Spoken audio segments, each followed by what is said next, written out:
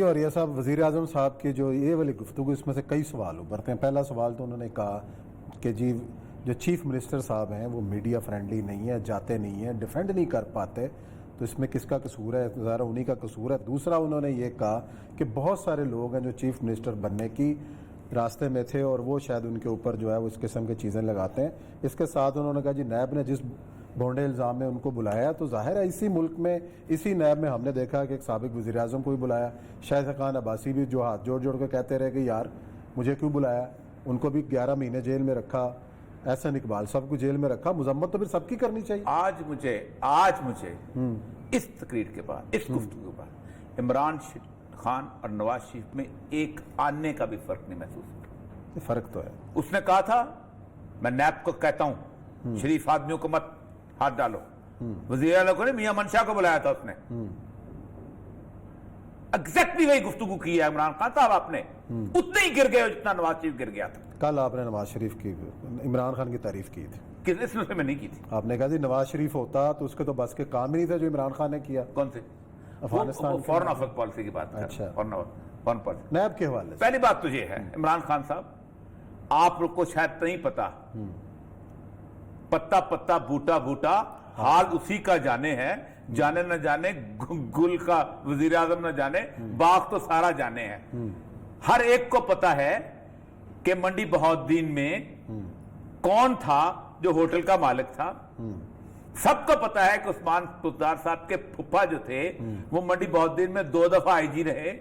سب کو پتا ہے بچہ خبر میں بتا رہا ہوں, نہیں ایس پی رہے. اچھا ایس پی رہے.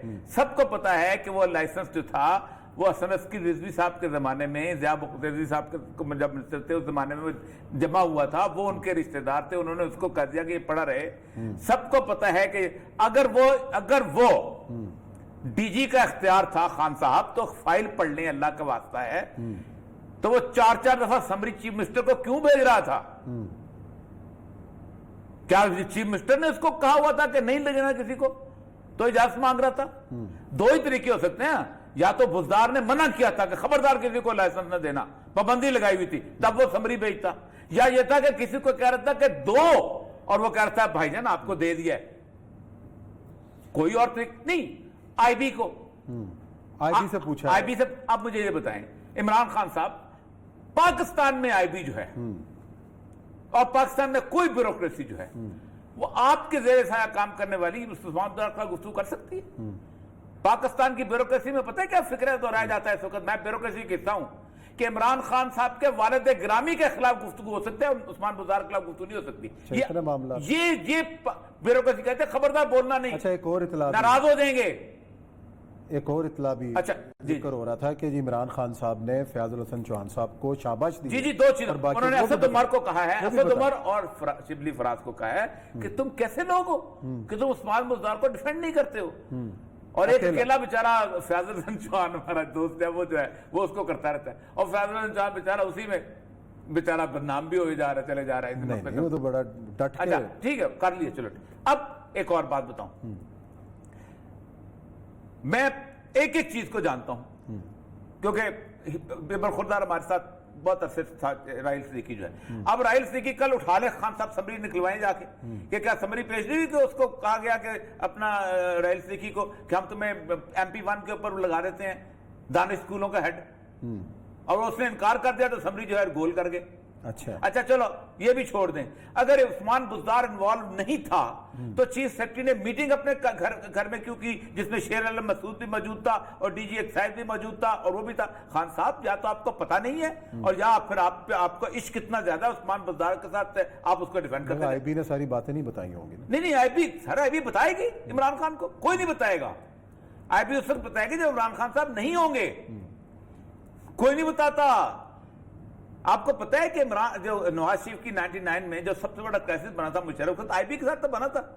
آپ دیں آئی ایس آئی کو, آپ 1 مہینے کے لیے آئی بی مجھے دیں, میں آپ کو نکال کے دکھاتا ہوں کیا صورتحال ہے. میں بتاتا ہوں کون آپ کے کتنے وزیر کا, میں بتاتا ہوں 5 کلب میں جو 4 وزیر بیٹھے ہوتے تھے وہ کون سی کمیشنیں لیتے تھے اور کیسے, اور ان کو نکالا کیوں گیا تھا اور کس کی کہنے پہ نکالا گیا تھا, اور آپ کو کیسے شکایت ہوئی تھی کہ یہ 4 وزیر ہیں کہ جو 4 بندے ہیں, میں نام نہیں لینا چاہتا ان کے, سب کی یہ خبریں چھپتی ہیں. کس کے کہنے پہ نکالا گیا؟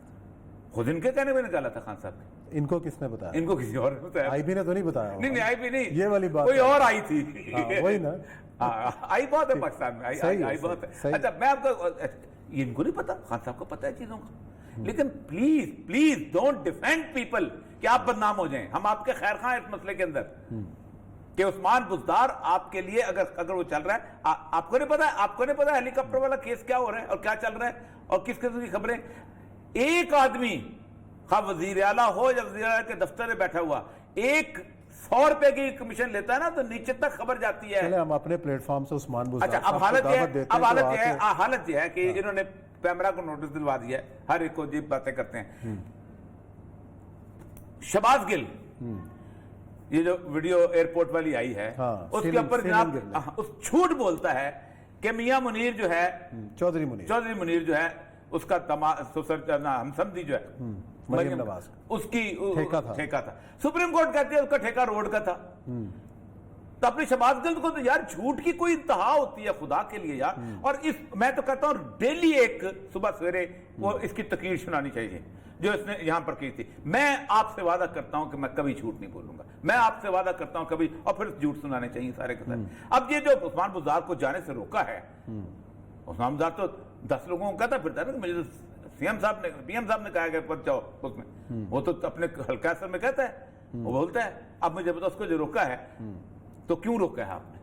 इसका मतलब ये है कि आप में अंदर और नवाज शरीफ में कोई फर्क नहीं है। उसके मियां मंशा को हाथ लगाया था, उसके तोते को पकड़ा था तो वो तड़प उठा था, आपके तोते को पकड़ा है तो आप तड़प उठे। तो जहांगीर तरीन के हवाले से भी दुखी हैं वज़ीर आज़म अब देखें, साहब, अब उनको टुकड़े कहा रोक लें। कि अब बड़ी- जहांगीर तरीन के बारे में हालत यह है कि आपको नहीं पता कि जहांगीर तरीन के खिलाफ इनिशिएशन किसने की थी?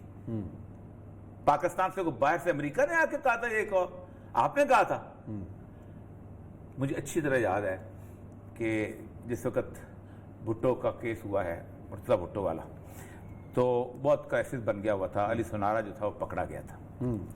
मैं खान साहब को बताता हूँ छोटी छोटी चीज़ें। तो वो जो वाजिद दुरानी एसपी था, मेरे पास अंडर ट्रेनिंग था वहाँ पर, मैंने पूछा यार ये कैसे हो गया? उसने कहा कुछ नहीं, अली सुनारा को हमने पकड़ा, मुर्तज़ा भुट्टो आया, उसने थानों को ठुड्डे उड्डे मारे, अली सुनारा को भगा के ले गया। हमारी बड़ी बेइज्जती हुई। शेख सडल वॉज देयर, ठीक है। हमने बेनज़ीर आई, मीटिंग थी लॉ एंड ऑर्डर की, और हमने उससे कहा देखें ये हमारी इज्जत रह गई है। तो बेनज़ीर ने सिर्फ इतना फिक्रा बोला था कि who's Murtaza, nobody is above law. हुक्मरानों ने सिर्फ फिक्रा बोलना होता है। हम जब मैच कंडक्ट कर रहे होते थे ना, तो हम कहते हैं जो वो लड़का शोर क्यों मचाता होता है, पर लाला देखो तो सही, तो पुलिस वाले उसको थप्पड़ मारते हुए थाने ले जाते हैं। इसलिए हम कभी इशारा नहीं करते होते थे कि यार ये ना करो। खान साहब आपने जहांगीर तरीन को आपने इशारा किया, उस बेचारे को भगा दिया।